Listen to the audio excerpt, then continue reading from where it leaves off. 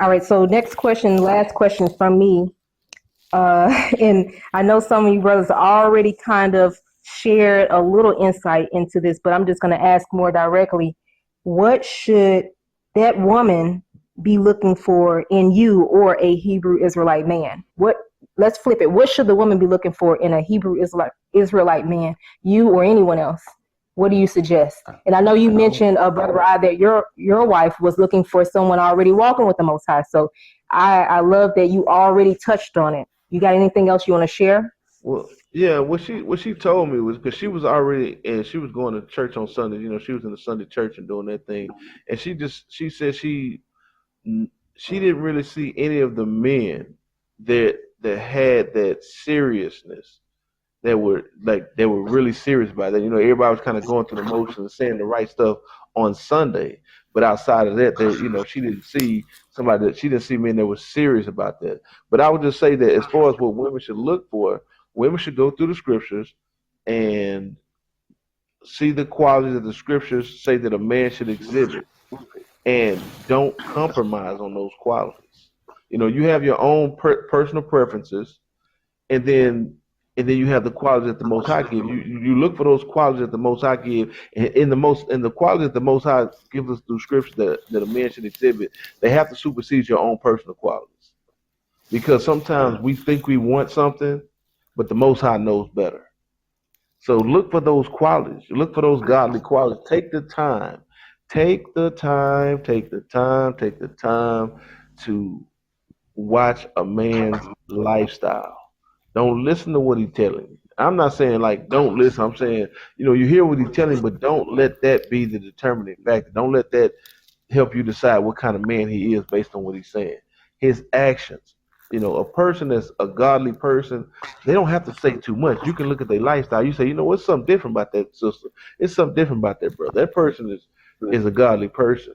Let his lifestyle, let his light tell you who he is. And if he's a godly man, then you pray for him. You pray about it.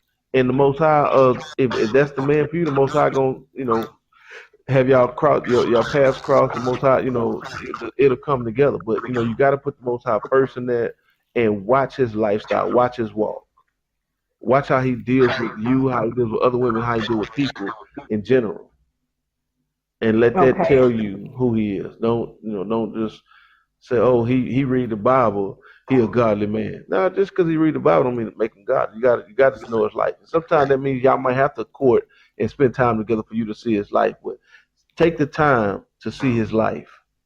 And if his life is righteous, then okay, then you that's something you might be interested in pursuing. But yeah, take that time. Definitely. Time. Definitely. We have 12 minutes. Brother Corey, did you want to add anything to that? Yeah, I was gonna say that I agree with what you said. Where I want to add and say that women should look for. Let me rewind. I would say this: if you have a family that is full of good men, and you have a good father, things like that, you should be looking for a man that has a lot of the qualities that your father have. If your father was a good man, he took care of your mom, he took care of the family and things like that. That's a perfect example to start with.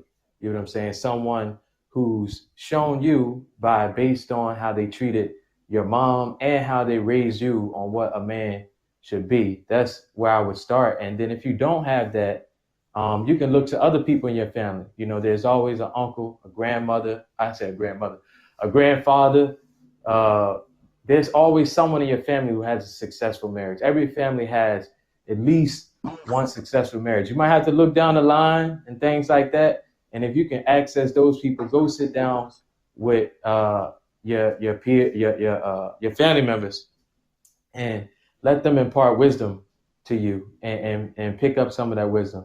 And then in terms of the scriptures, I would say, look for someone who is serious about following the Most High, because one thing you have to understand about a man, if a man has nothing to hold him accountable, then there's nothing that's going to stop him from doing you wrong. So if you have a man who is doing his best to follow the Most High, he believes in the Most High, and he believes that, you know, he's going to be held accountable one day for how he treats you and other people, then he's going to do his best to do right by you.